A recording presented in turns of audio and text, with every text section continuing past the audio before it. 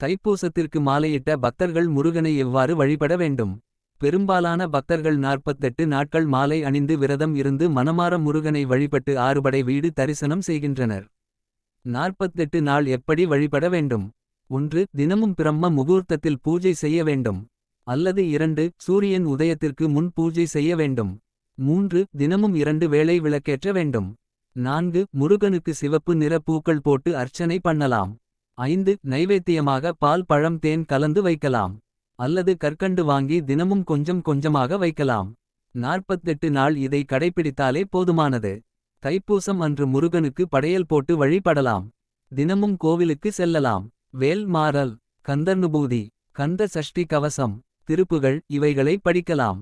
அல்லது இருக்கிற இடத்திலே மனசார ஓம் சரவணபவ என்றாலே போதுமானது. இதை பின்பற்றினாலே போதும், பயம் தேவை இல்லை. உங்கள் வேண்டுதல் என்னவோ அதை மனசார முருகனிடம் கேளுங்கள்.